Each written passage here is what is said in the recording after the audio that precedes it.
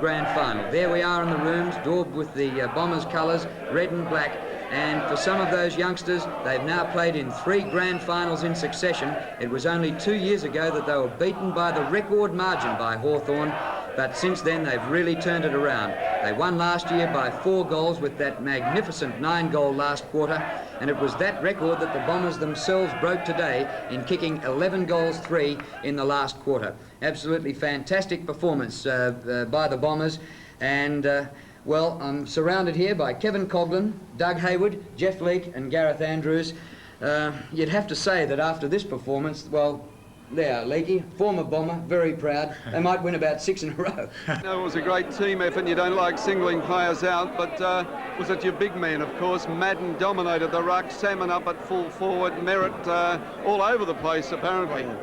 Yes, that's probably so. They finished it off, but I would like to pay a special compliment to our little men. I thought they were terrific today, and of the people that naturally watch the game, I know that your Maddens and Merritts and Salmons stand out, but if you have a real good look at the boys that was kicking the ball to them, you see the little blokes who were really working hard to get it down to them. Did you expect a tough first quarter, because that's what it was? Oh yes, well, we're both out there to sort of try and win, and if you can gain a yard or two in that first quarter and the second or the third, it doesn't matter when it is, that's what footy's about.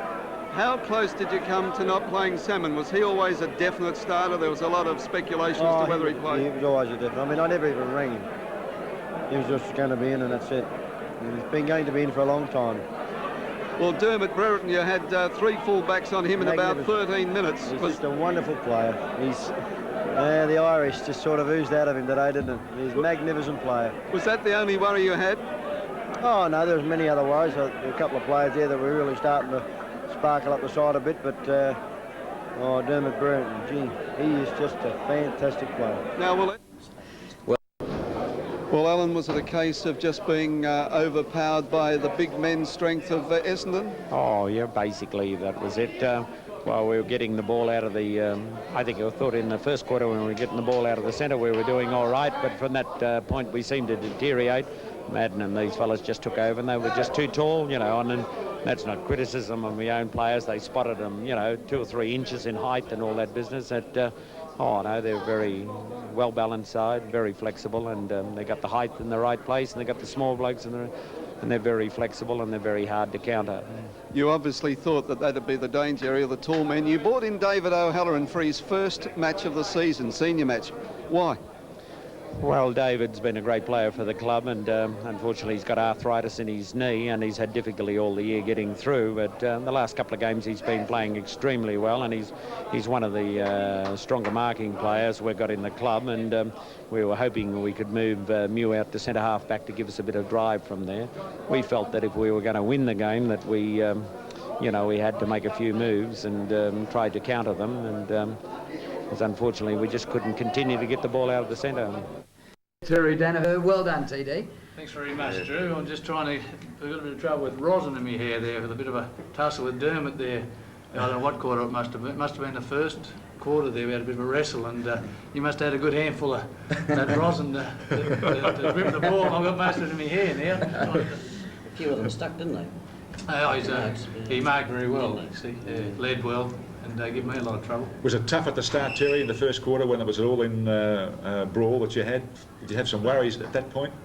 Oh, we were naturally concerned, and no more so than what Hawthorn were, I suppose, Jeff. We're both sides, I think, were hyped up. Well, we certainly were, and they're really keen to get into it, and I think it just lets off a little bit of steam with a bit of a wrestling match, and I think the game settled down quite well after that. When did the coach let you know that he was staying with you, Terry? Well, I don't know for sure yet. Oh, I thought it had been announced. It hasn't. I think he might have announced it, but I don't recall it. Well, if he didn't announce it, Terry, after today's performance, he'd be crazy not to be there. A great side, isn't it? Oh, it is certainly a great side, and I was just, so proud of the way the players that missed out on the 84 grand final. The players that come in like Paul Salmon and Tony Elshaw and Stephen Carey, Brian Wood. Brian Wood as well. they all contributed very well and give us that extra little bit of bite, you know, which we needed.